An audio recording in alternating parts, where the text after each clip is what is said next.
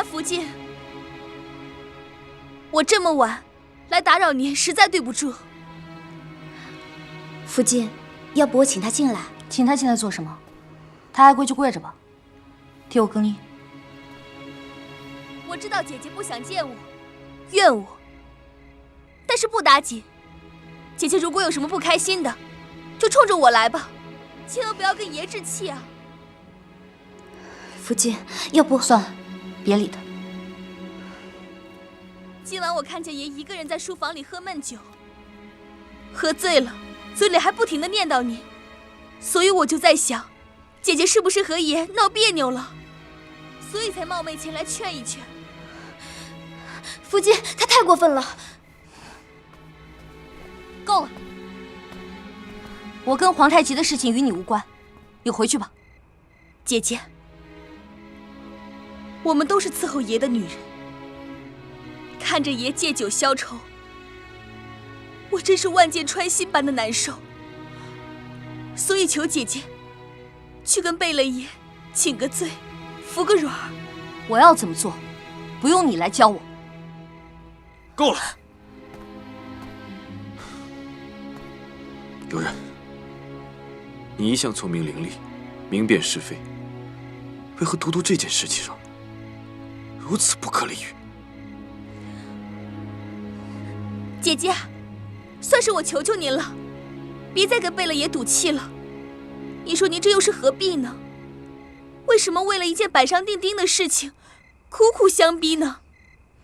如果姐姐觉得跟额尔赫福晋一模一样的那只耳环还不能说明问题，那姐姐身上和豪格专用剑族一样的波浪形伤口呢？为何您不去追究大福晋，却一直盯着我不放？原来贝勒爷已经将我中箭伤有蹊跷一事跟你说了。我今日并未跟你提起过剑族一事，你是如何知道张悠然的剑族是豪格所用？我不蒙不泰，果真是你。今日悠然怀疑你，我还替你求情，真没想到你城府心机如此之深，心肠如此狠毒。贝勒爷，不是那样的，你听我跟你解释。好，那我就给你个机会说说看。爷，不关父亲的事，都是奴才的错。之前我向科尔沁部例行通报我家福晋的情况时，偶尔提了一句，科尔沁部来信问要不要帮忙，我竟一时糊涂，也没和我家福晋商量，又没问清楚要怎么帮忙，就私自回信应允了。直到前些天夜里，奴才才知道，科尔沁部竟然派来了杀手。贝勒爷，奴才只是写了2封信，并不知道会造成如此严重的后果，都是奴才的错，就请爷杀了奴才，放了我家福晋吧。好你个胆大妄为的奴才，竟然打起不悠然的主意了。既然你一心求死，也成全你。安大里在，我拉下去。是。贝勒爷，不蒙不泰，你干什么？贝勒爷，扎鲁特博尔济吉特不悠然，只不过是你养在外庄的小福晋。你放着满府明媒正娶的福晋，连看都不看一眼，一味的专宠那个身份低贱的不悠然。贝勒爷，你实在是有失大体。福晋，福晋，你有什么资格说我的不悠然？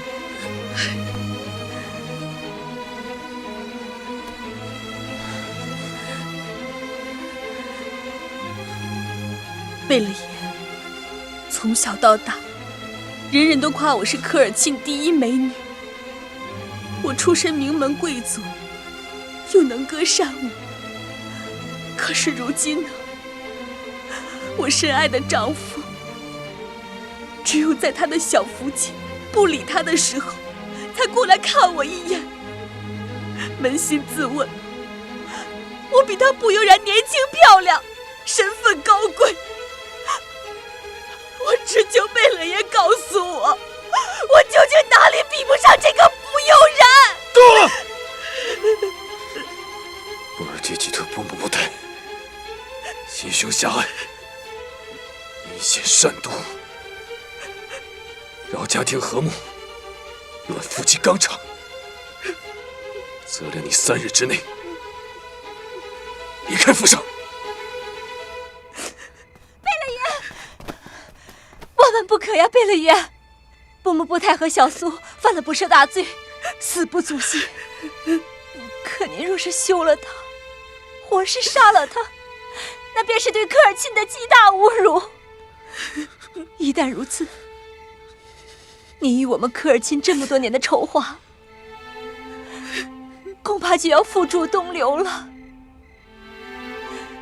贝勒爷，求您三思啊！爷，哲福晋所言极是，你与科尔沁联姻事关重大。我现在既然已经平安回来了，就不要让这件事情再扰乱你的苦心谋划了。我苦心筹划经营，就是为了能让我爱的人能够顺遂平安，从此不再被人利用。可是我如今见到你被人侮辱，叫我怎么忍？布木布泰，限你3日之内退回科尔沁部，从此停聘改嫁，不再。爷，金蒙关系事关重大，求爷收回成命，饶了布木布泰福晋这一次吧。月儿，你起来！我说过不要你再跪我，你竟然为了一个侮辱你的人给我跪下！侮辱我是小，金蒙关系是大，求爷收回成命，不然我就不起。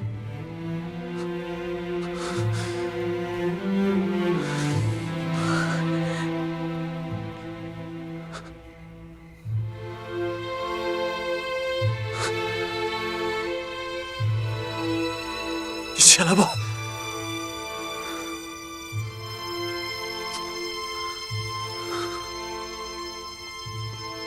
我什么都随你。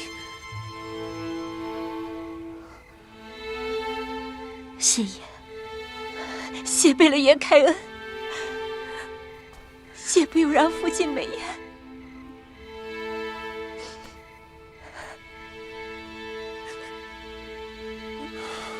布木布泰，罚你幽禁房中3日，不得外出。小苏僭越惑主，死罪可免，活罪难逃。拉下去，杖罚无事。谢贝勒爷开恩，谢不悠然福晋美颜。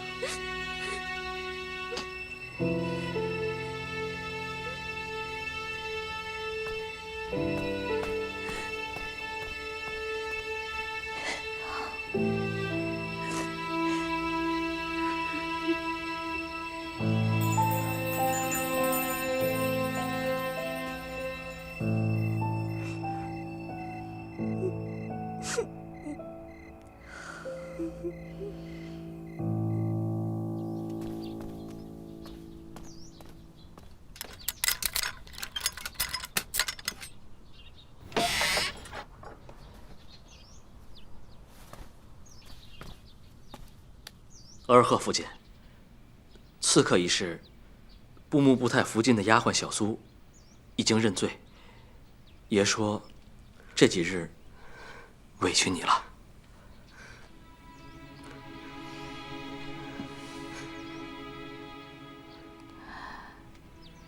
梁伯不过人心啊。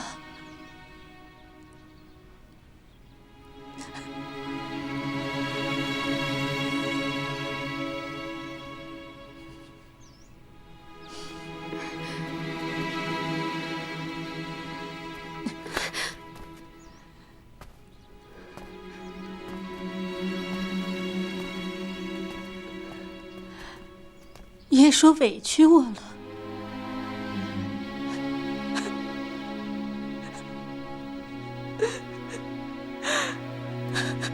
委屈我了。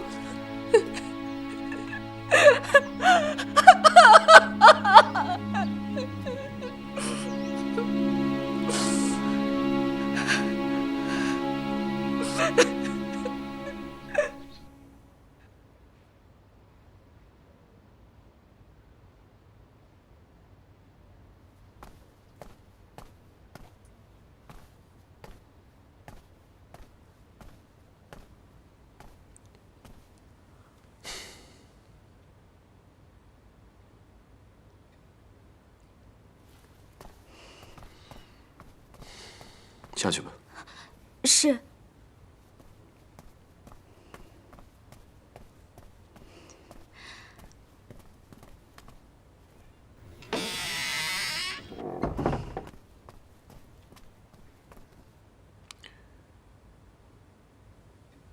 哎，替我解扣子。你又不是没长手，自己解。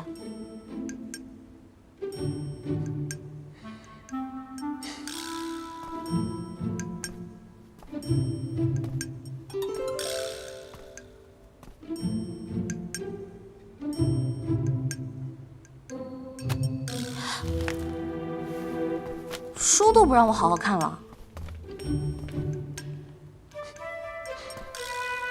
你与我怄气这么些日子，也不好好补偿我一下吗？我补偿你？明明是你不讲道理在先，应该是你补偿我才是。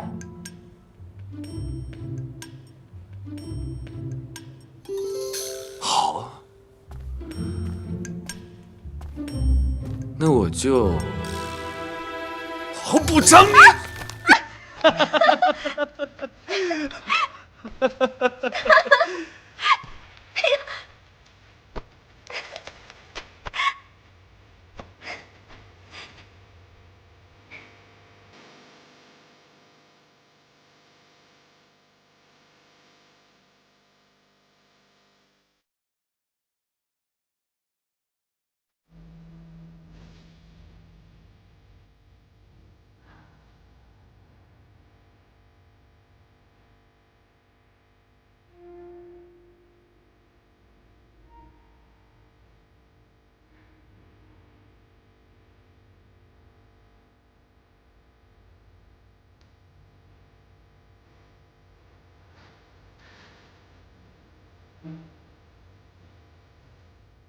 有人，你可喜欢我这般亲昵？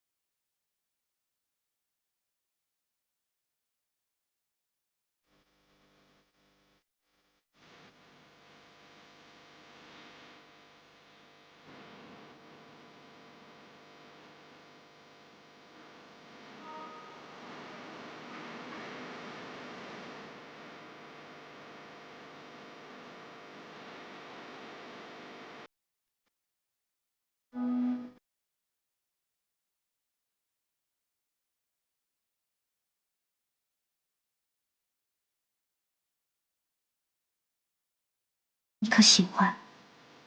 我这般亲。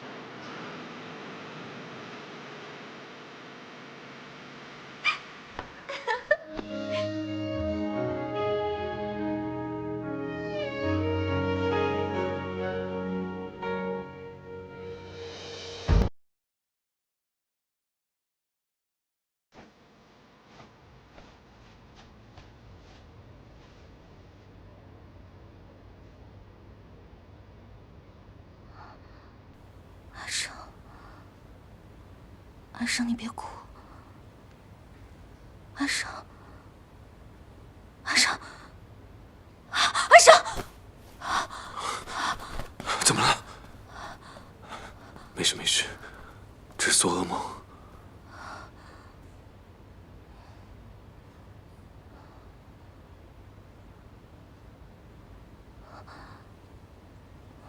你要去大韩府了。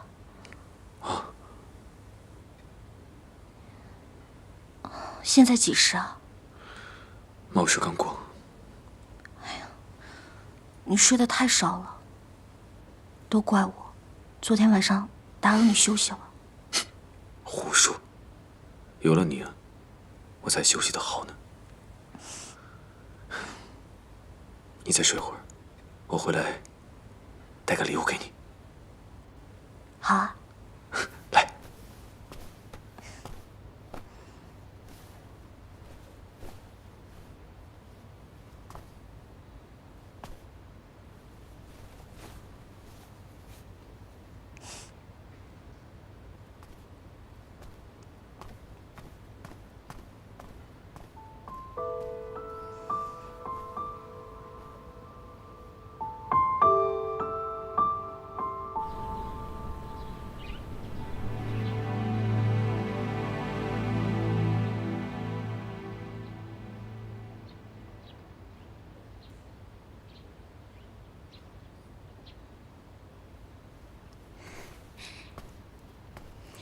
福晋，什么事啊？福晋，您的书。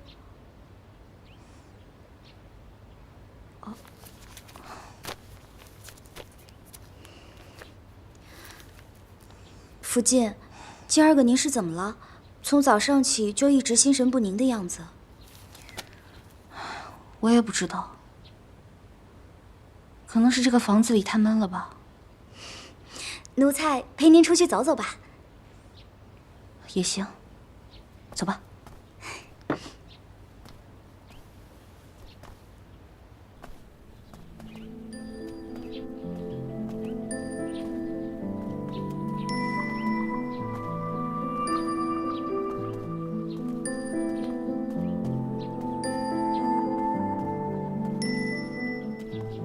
这房子，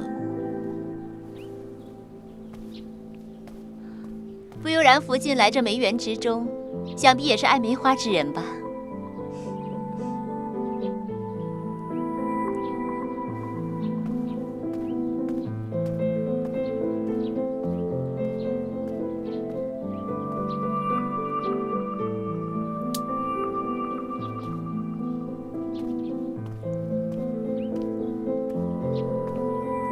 腊梅淡雅，香味并不浓郁，想来能赢得不悠然福晋的喜爱。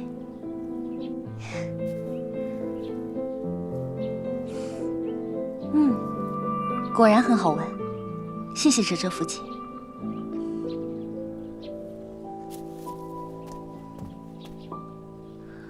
哲哲福晋这2年都偏居在这里。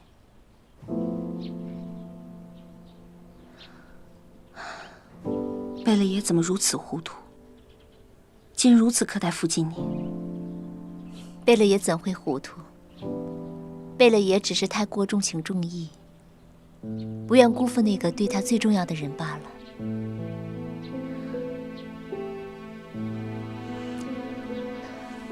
不悠然福晋，有的时候我真羡慕你，不为能得到爷的垂青，只为能在这世间得到一个彼此真心相待的人。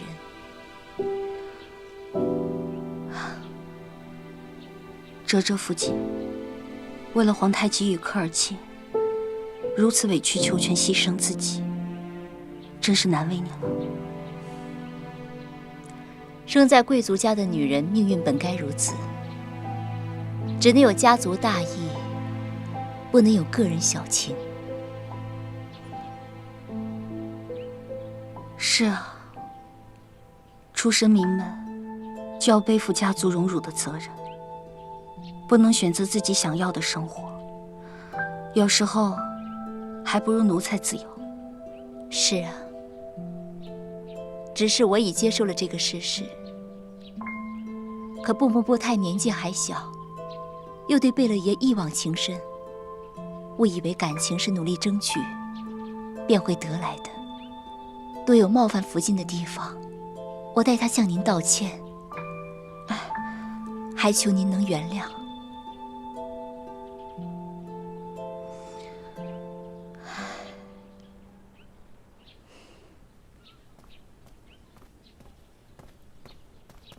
主子，您当真就原谅布木布太了吗？布木布太是性格刚烈、敢爱敢恨之人，又何须我原谅？你可知这赫图阿拉城里也出过好几个这样的女子？福晋，您这说的不是您自个儿吗？我看你这个嘴啊，是越来越厉害了。我说的是舒尔哈齐的女儿，孙代哥哥。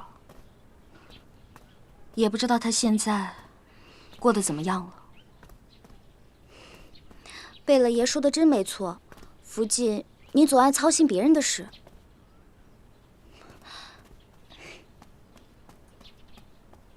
这么小也在府里当差？她额聂是大福晋房中的小侍女，所以自小在府里当差。真是荒唐，这个年纪正是读书写字的年纪。她叫什么名字？哈季兰。哈季兰，奴才在。你过来。是。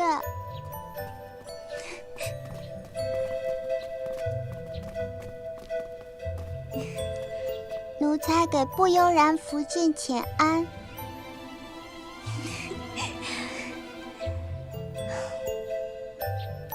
哈季兰，我问你啊，你可有读书写字啊？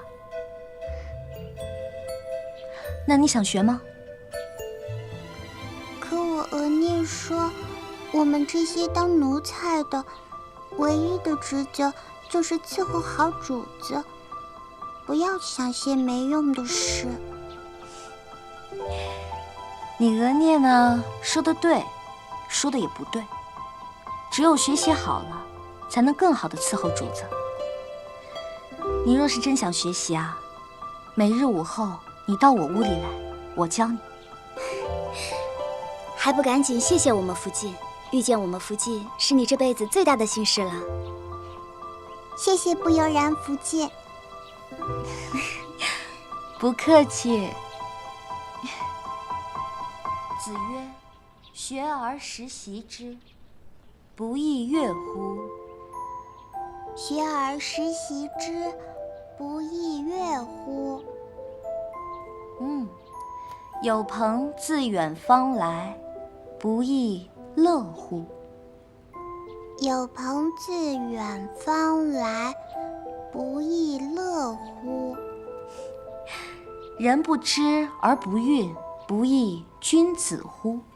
人不知而不愠，不亦君子乎？进来吧。子曰：“学而时习之，不亦乐乎？子曰：“学而时习之，不亦乐乎？”有朋自远方来，不亦乐乎？有朋自远方来，不亦乐乎？人不知而不愠，不亦君子乎？人不知而不愠，不亦君子乎？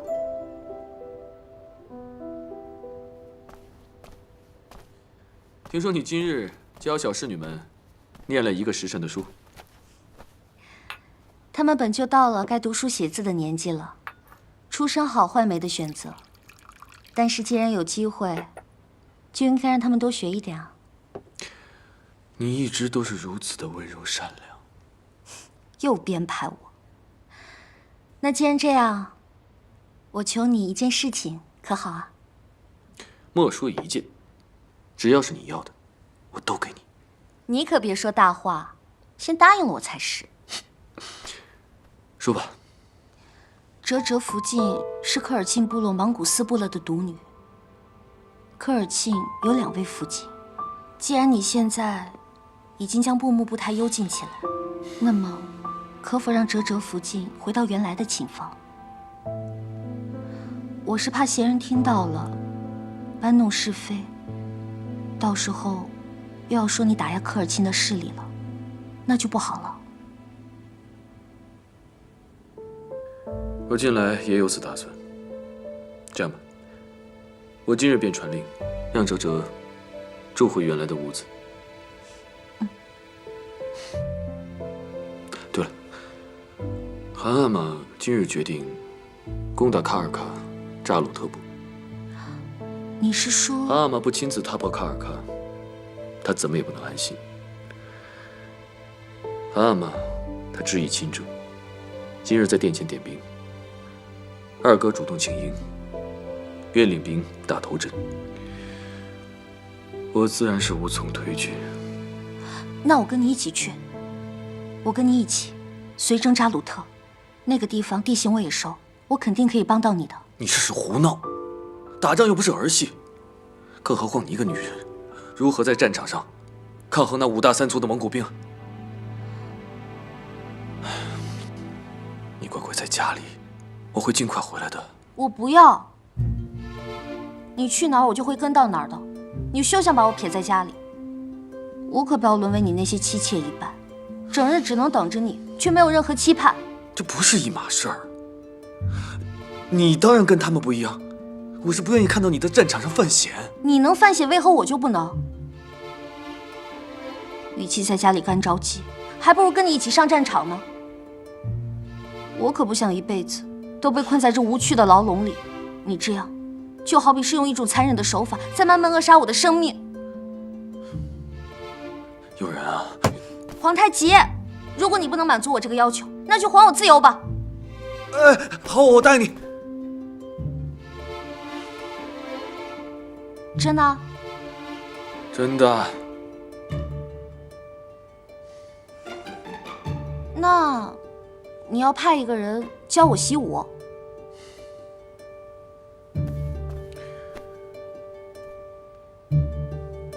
好。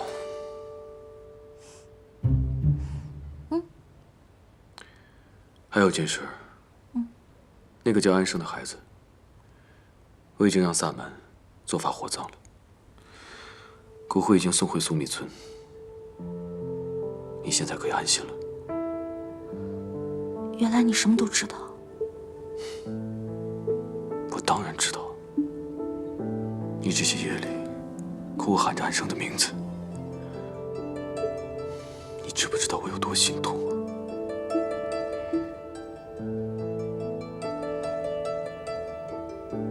谢谢你，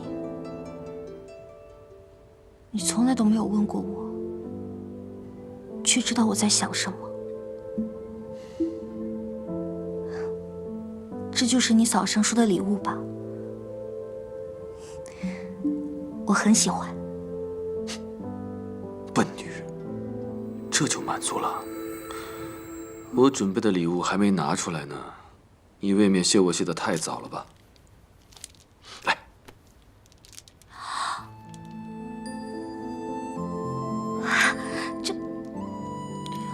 这不是原版内穿，但款式还有翡翠的质地，都模仿的极为相似。你就将就着戴着玩吧。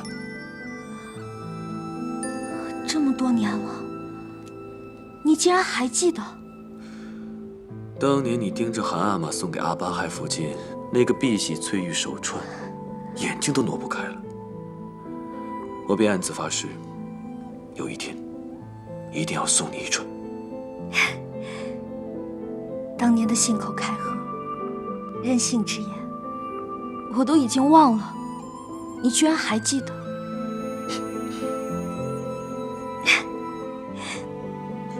你这是哭还是笑啊？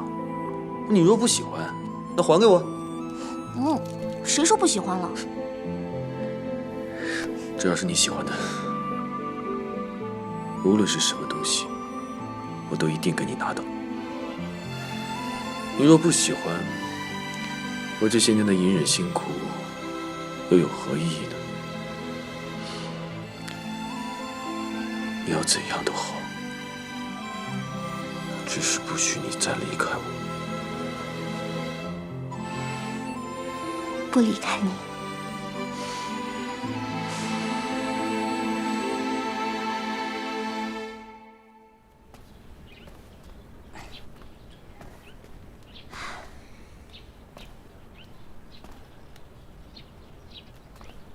福晋，你有什么想使唤奴才的，就直接说就是了。奴才不敢教你，也不敢伤你。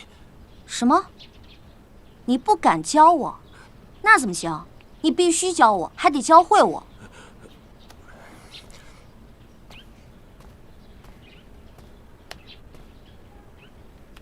不如，我们就试试这个吧。看招！姑奶奶，这长矛比2个你还高呢，你怎么举得动啊？来来来，给我啊！哎，不成，这差事不是要奴才的命吗？啊，这么重？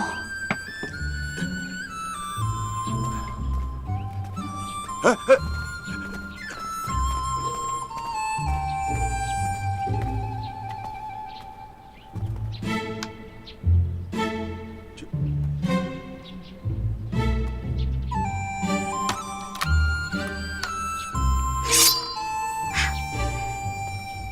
这个轻便，练这个吧。来吧。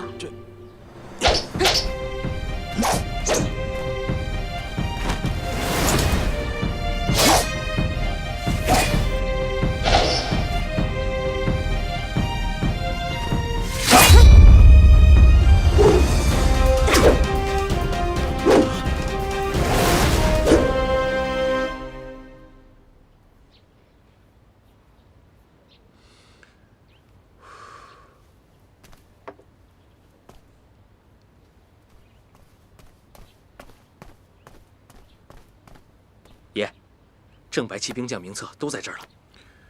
我让你悄悄备好一支小分队，都备好了吗？都吩咐好了，挑的都是队里拔尖的。你给我找城内最好的兵器工匠。奴才明白，全比照着爷您的武器标准去做，挑最好的材质。这是样式。此短刀为女子所用，长短必须控制在2尺1寸以内。男子刀刃往往求重求稳，动辄100-10斤，而此短刀方便随身携带，需10斤以内。材料以柔钢为宜。是。去吧。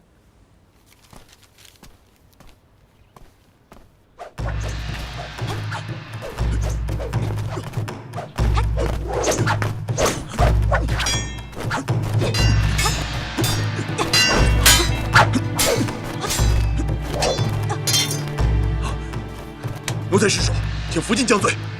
没事，我伤了痛了都不怪你，但要是教不好，我才要罚你呢。再来！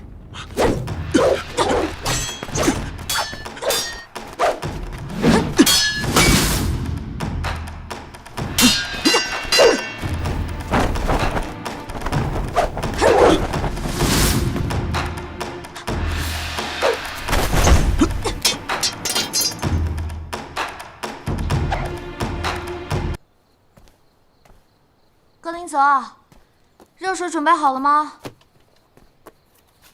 哎呀，我这胳膊又酸又疼的。哎呀，热水都备好了。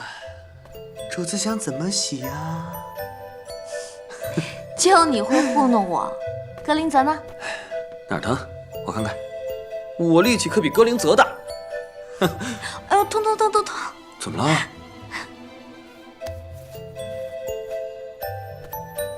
这个蹲大礼，他是教你还是打你啊？哎呀，没事了，是我逼着蹲打礼跟我认真练习的，不然怎么进步啊？明天就要上战场了。哎，你都答应好了，可不能反悔不带我去啊！你决定的事儿，我什么时候说过不呢？我记得汉人有句话，怎么说来着？以小人之心夺君子之腹。瞧瞧，这是什么？打开看看。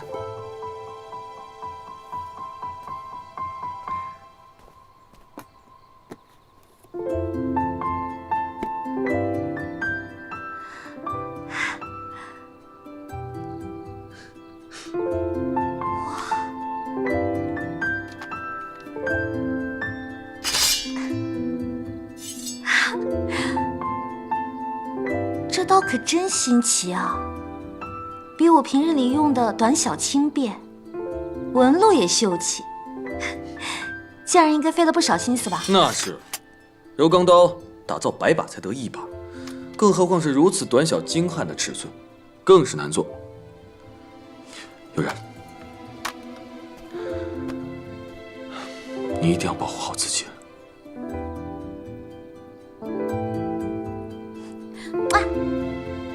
也保护好你。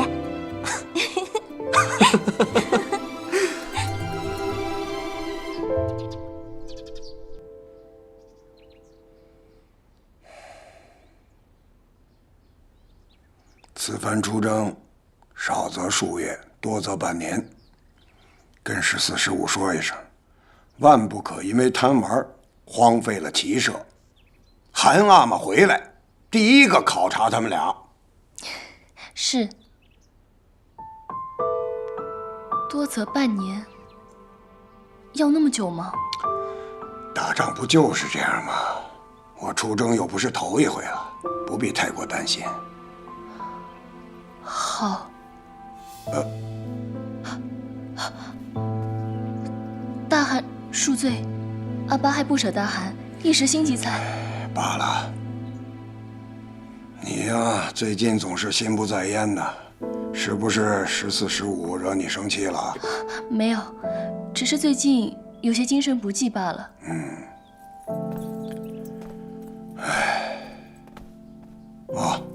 不用送了，既然身体不适，便好生休息吧。恭送大汗，预祝大汗马到成功。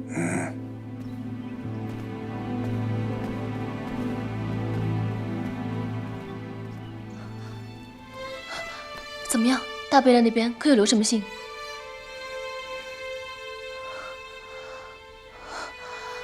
阿基根，阿基根，平日里都是你去给大贝勒送膳的，他可有留什么话吗？也没有。没有。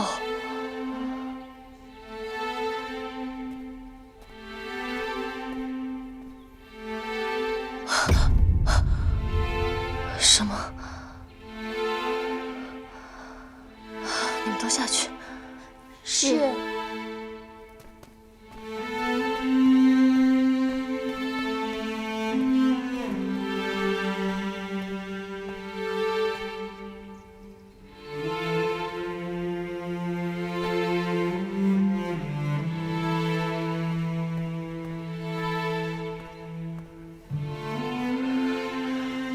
代善，你可知？我恨不得与你一同上战场，一刻也不分离。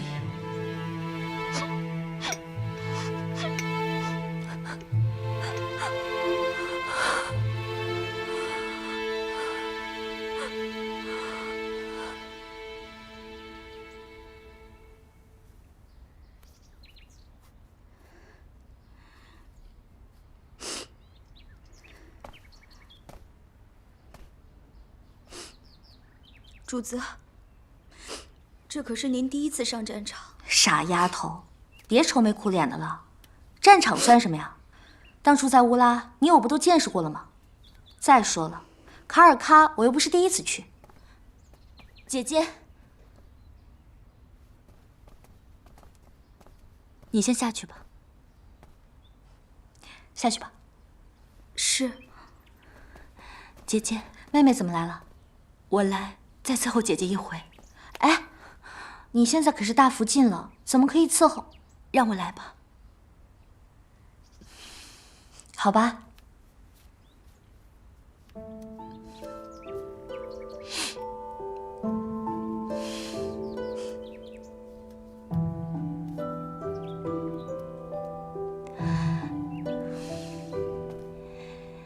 姐姐穿上这男装，也显得格外英武神气。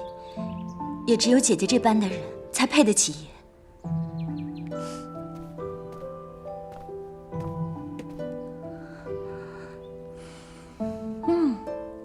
还真是人靠衣装，这衣服一穿，还真有点上战场杀敌的英气。哎呀，你别紧张兮兮的了。我走了，等我回来给豪哥带礼物。姐姐，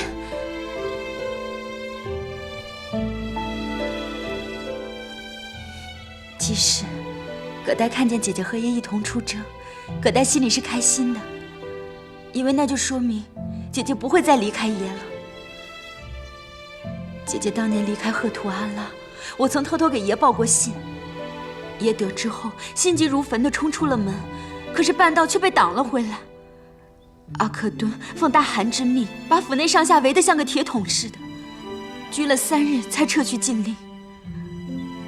可是爷却整整1个月都没有踏出房门半步。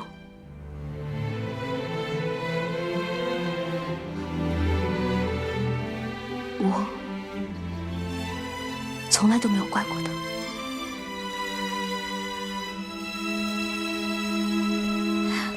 姐姐，姐姐，父亲，姐姐，姐姐，父亲，姐姐，一路小心，父亲你保重啊，父亲。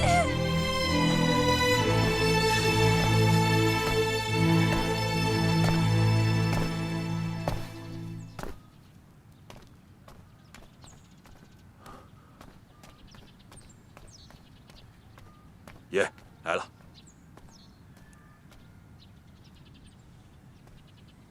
准备好了？准备好了。不后悔？不后悔。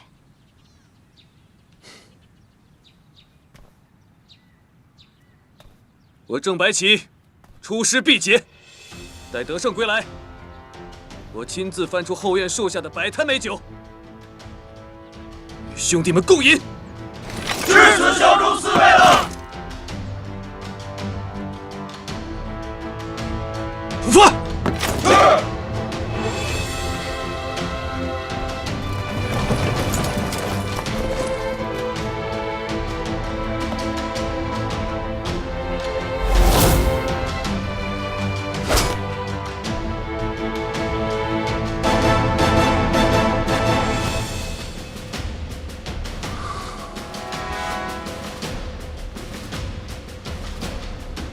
包围铁岭近郊已经3日了，怎么这界赛一点动静都没有？怎么，军了3日，便坐不住了？哪有？爷，安德里在，快禀报韩阿们，蛇已出动，可速速攻城。是，这。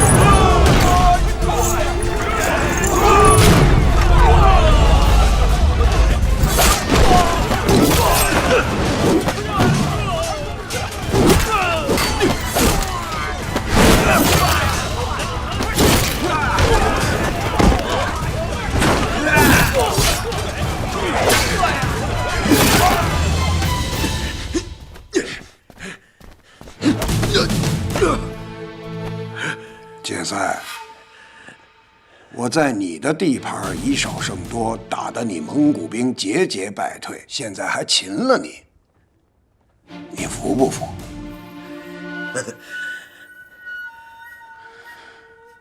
给他松绑。蛤蟆，松绑。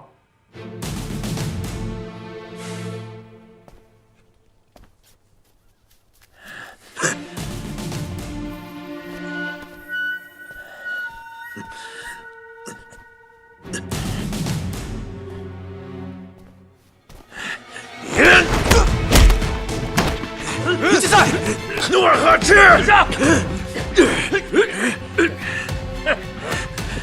决赛，我今日还当你是扎鲁特贝了。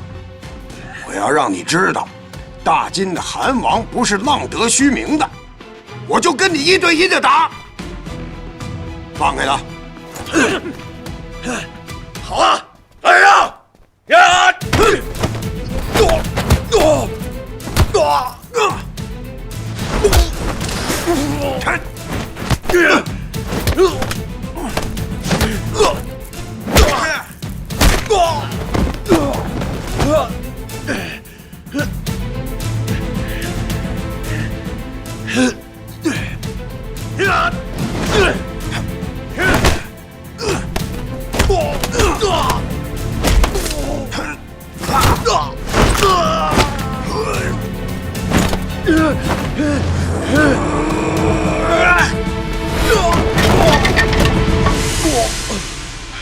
好了，好了，我服了，我决赛服了，服了。你想要我的草原牛羊，尽管拿去。以你们蒙古人的规矩，现如今是我努尔哈赤的手下败将，你的草原牛羊自然就是我的，还有你的妻眷子嗣、牧民以及你自己的性命都是我的。把东哥的尸骨还给我，我可以饶你不死。东哥，什么东哥？东哥还有一个名字，叫布西亚马拉。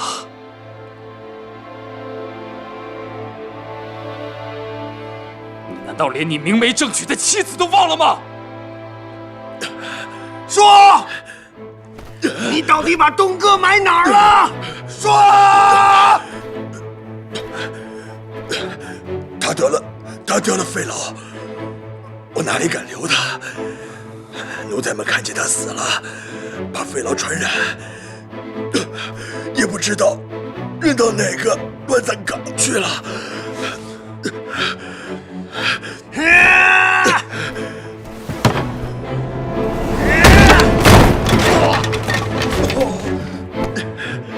传令下去，原地扎营，方圆100里之内，给我掘地3尺，活要见人，死要见尸。把芥菜装进木笼，扔在乱葬岗。你若能想起尸体葬在何处，我赐你个全身；不然3日之后，我亲手把你剁碎了喂马。努尔哈赤，你竟然为了一个叶赫老女！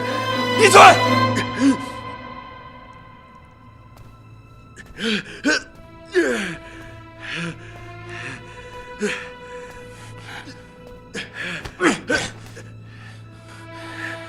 你刚才说谁是叶赫老女？你这等酒囊饭袋，连东哥的一根头发都比不上，你还敢说他？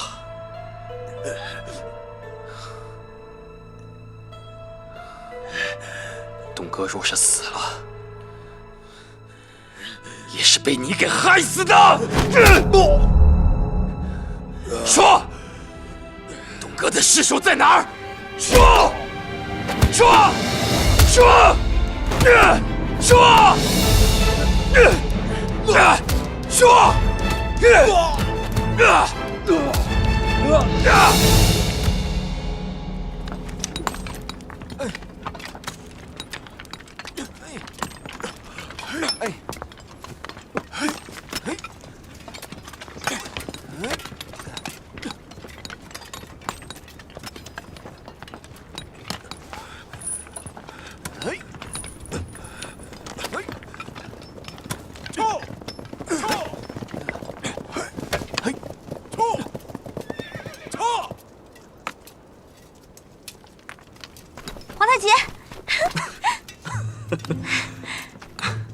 这大庭广众这么多人，旁人看了，还以为我好男色呢。你怎么赶过来了？这大老远的，身子骨怎么吃得消啊？爷，奴才劝过了，劝不住。是我不愿意在帐篷里等你的。你可有哪里受伤啊？没事，放心。你们也真是的，你们只有5000人，居然直接打到界塞老巢，也太冒险了。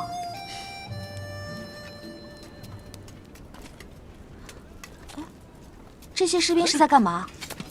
难道是有什么要紧的敌人逃跑了吗？不是。看见那木龙了吗？里面关着的正是界塞。他讲不清把布喜亚马拉埋在哪里。韩阿玛大发雷霆，说活要见人，死要见尸。3年了，我当年若当真死了，只怕早就被鸟兽食尽，尸骨无存。大汗就算是掘地3尺，又有何用？都忘了吧。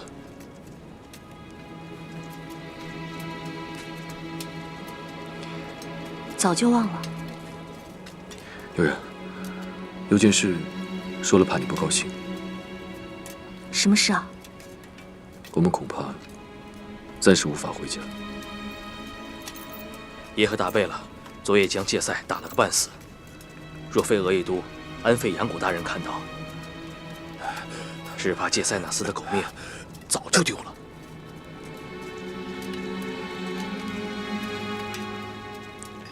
二哥几乎一剑把他捅死。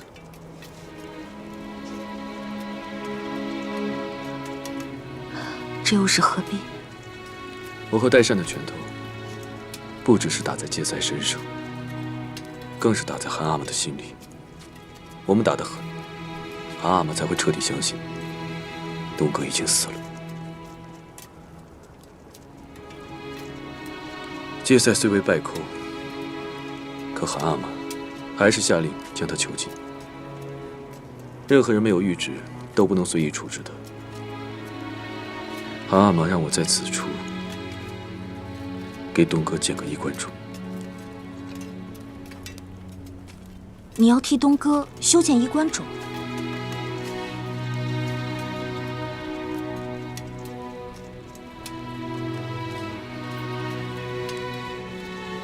皇太极，这布喜亚马拉的衣冠冢，可否由我来决定？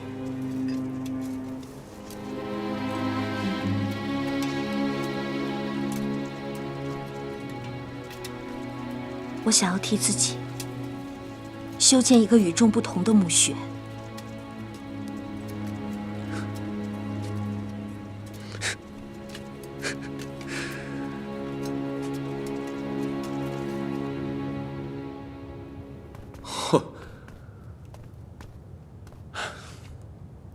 果然不同凡响。画的可真好。在世人眼里，东哥格格永远留在这座墓中。从今往后，你只要做回你自己，你只是不由人。悠然，你自由了。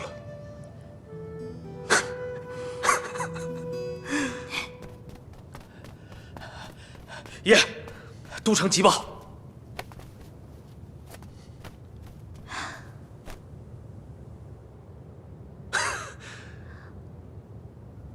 我们是不是可以回去了？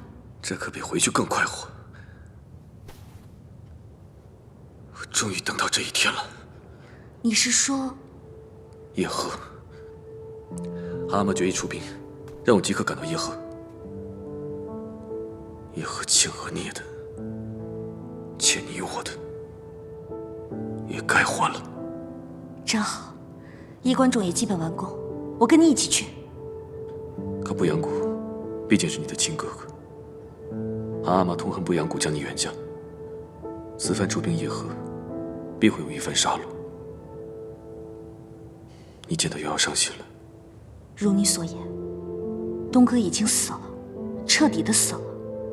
从今往后，我只做不悠然，我跟你一起去，安安分分地待在正白骑士队里，为你管粮草，为士兵们烧饭，做什么都可以，绝对不会拖你的后腿。你就安心打仗，等仗打完了，我们一起回家。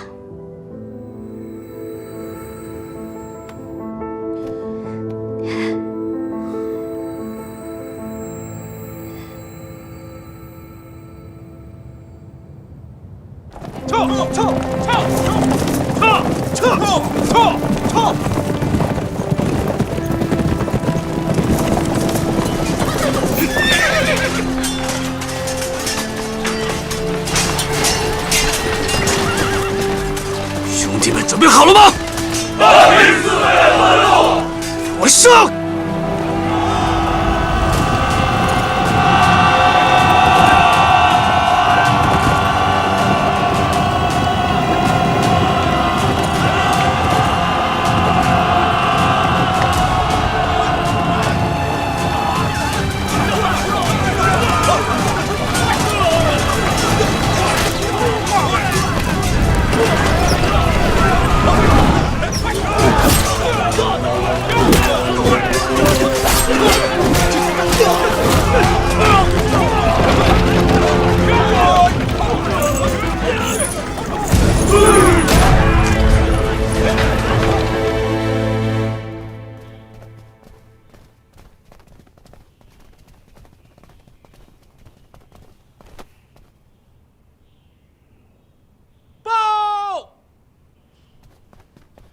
启禀大汗，布阳谷帅其弟布尔汗谷向大汗启降。下去吧。是。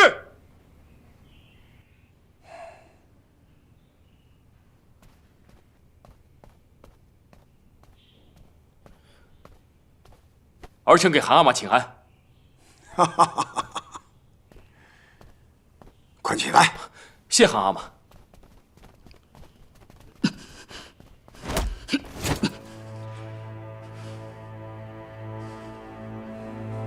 布阳谷，你可知错？哼，我何错之有？今日我是为了叶赫数万子民的性命才投的降，不是服了你努尔哈赤，更不是怕你。东哥劝你建州数十年，你久聘而未娶，是我的错吗？你用他女真第一美人的称号收服了多少部落，你不清楚吗？人人都说他生而不凡，可兴天下，可亡天下。可笑我护伦四部，一个接着一个被他给害死。今天我就要亲自下地狱，去和我这个好妹妹讨教讨教，究竟她为何兴得了仇人的天下，却亡了自己的部落？想下地狱，我成全你。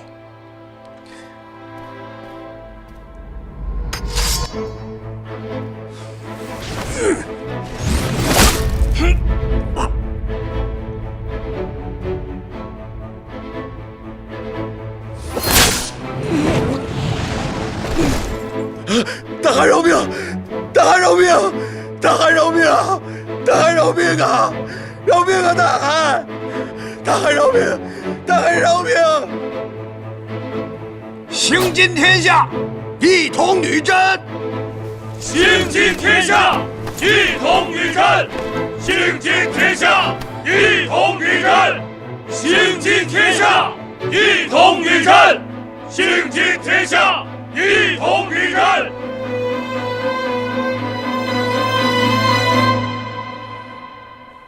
东哥终于彻底死了。姐姐，你随爷出兵时可出了件大事。福晋滚带因私窃府中财物，竟被大汗逐出了府去，住到了儿子三贝勒爷莽古尔泰的府上。就是出兵叶赫前的事儿。怎么会？我素知滚带是一个心高气傲之人，怎么会为了这点钱财而做出如此愚笨之举？大福晋，大福晋，怎么了，伊利奇？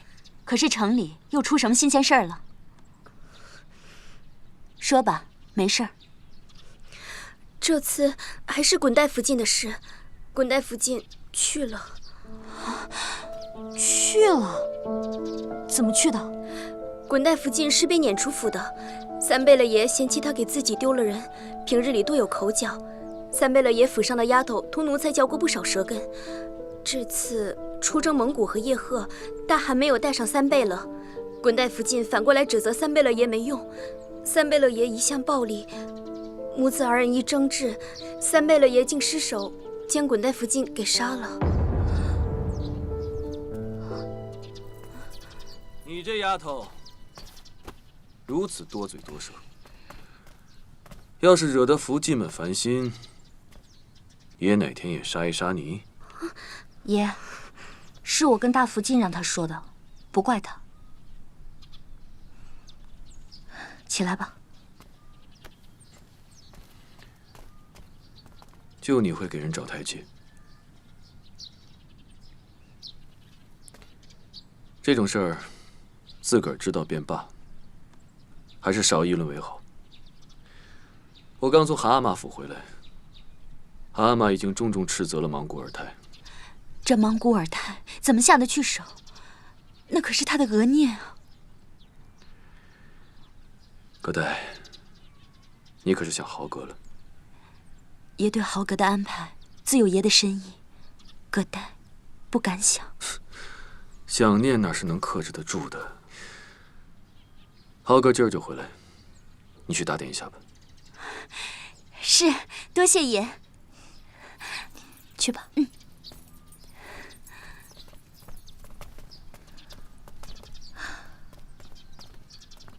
你让豪格常年待在军中磨练，本是出于好意，但是让他们母子俩早早分离，未免太狠心了一些。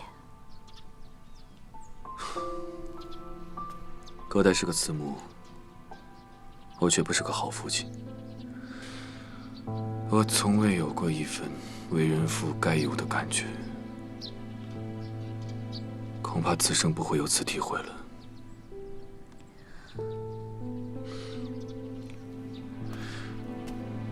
不准胡思乱想。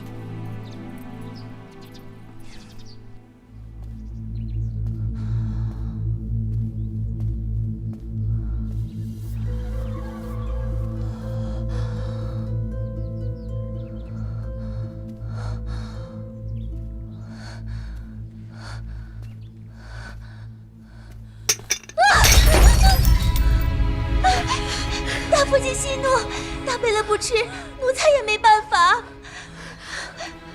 那信呢？我给他的信呢？大贝勒收下了，说知道了。知道了，就这3个字。是。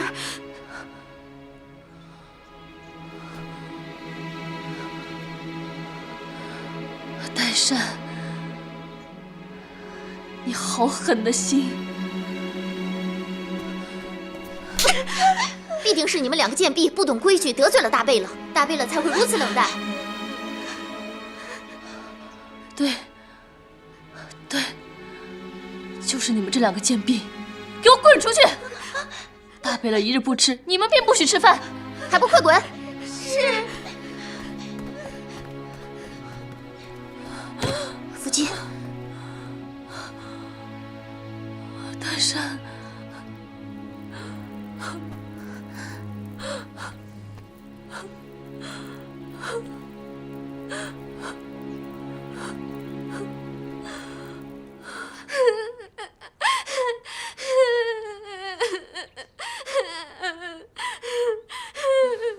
德音泽，你别哭了。好了好了，德音泽，你不要哭了嘛。阿基根，怎么办呀？这嘴长在大贝勒的脸上，又没长在我的脸上。这主子不吃，那奴才有什么办法呀？要是我们偷偷的去告诉大汗，这大福晋和大贝勒有私情，那我们不就成为帮助大汗辨别中间的中仆了吗？以后我们就不用受这个罪了。真的吗？你去不去？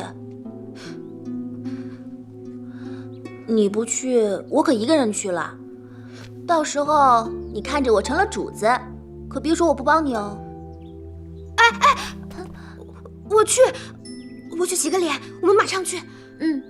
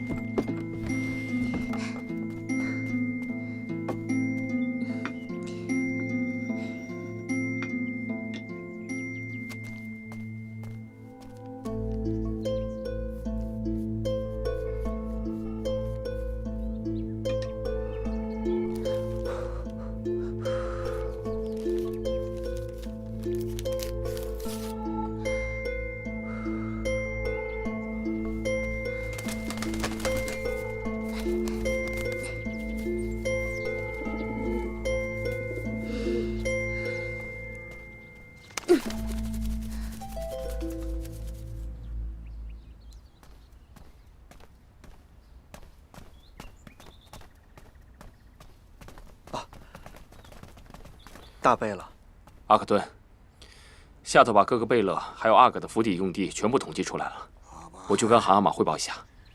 你我夫妻相随10余年，我万没有想到有今日的场景。如今人证物证俱在，你还有何话可说？大汗饶命啊！大贝勒实在是无辜的。大汗，这到底发生了什么事情？汗阿玛为何如此暴怒？这天就要变了，大贝勒，您是局中人，大难临头却浑然不知。奴才直言，大贝勒是打算直接进去束手就擒，还是想放手一搏呢？阿克顿，你这话是什么意思？你最好把话说清楚。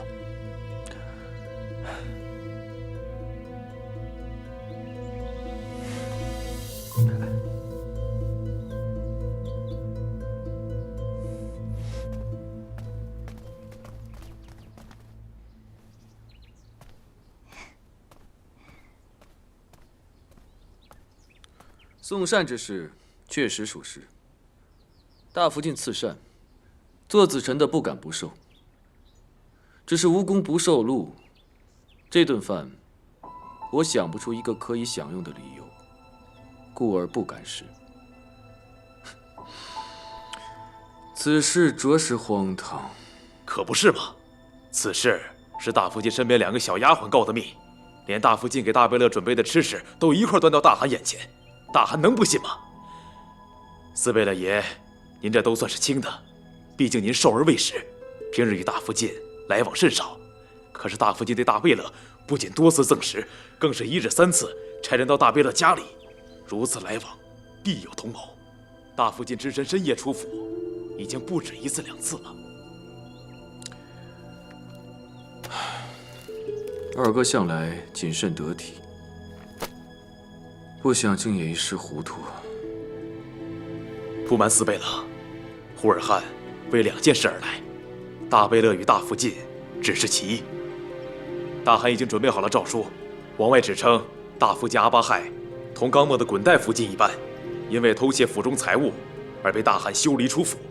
这其2，就是为了四贝勒您呐。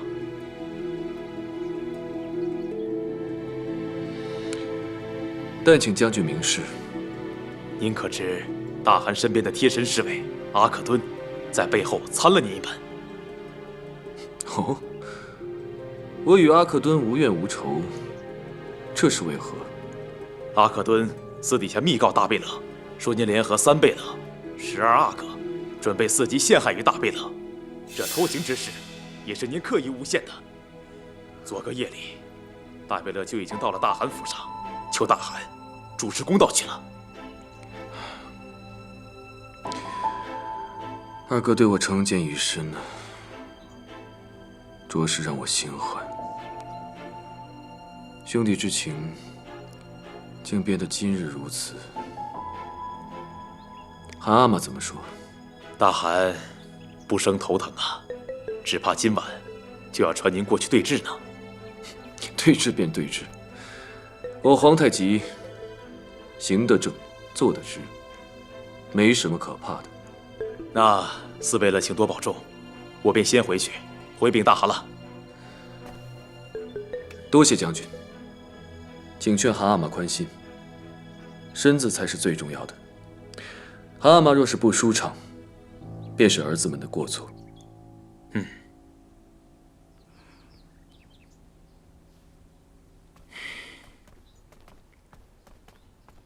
四贝勒，请留步吧。将军好走。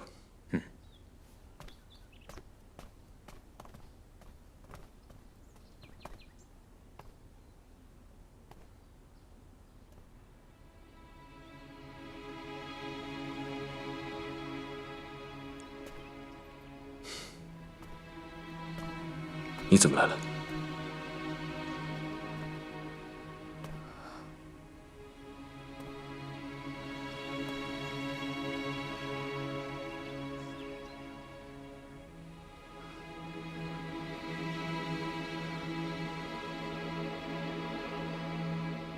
四大贝勒之中，三贝勒莽古尔泰因弑杀妻母，已为大汗所不喜，外界舆论对他颇多微词。二贝勒阿敏乃舒尔哈齐之子，由滚代抚养。滚代私盗宫中财物，阿敏难逃其咎。代善与阿巴亥往来过密，虽只有刺史的铁证，但却已在大汗心中扎下了一根难以抚平的尖刺。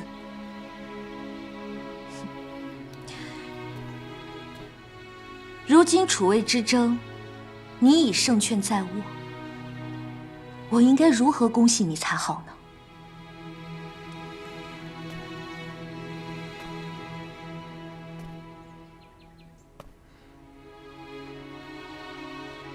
连你也相信这些无稽之谈？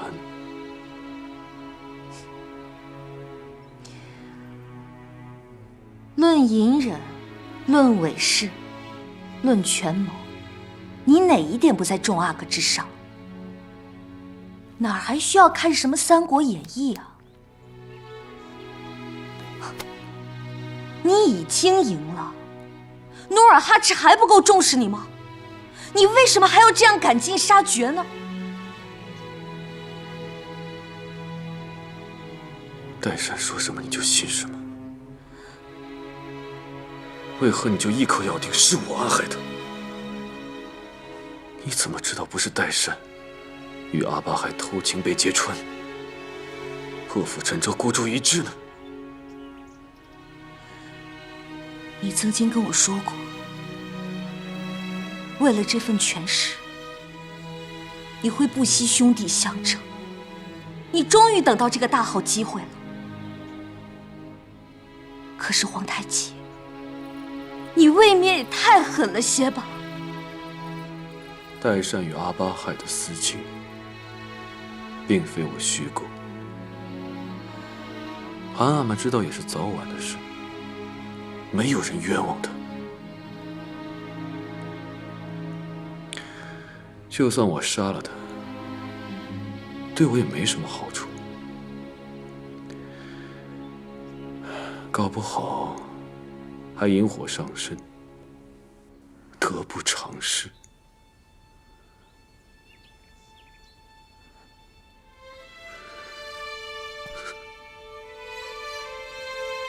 你看看你，你这眼泪是为谁而流？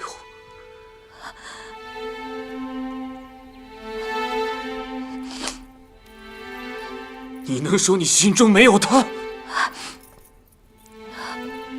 不是这样的。有人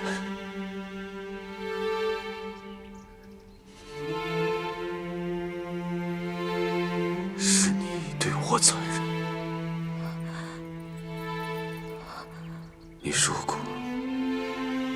要完完全全把心交给我。可过了这么多年，你始终还是对他难以忘怀。不是这样的，你是我的，你只属于我。如果你始终忘不了他，无法完全属于我一个人，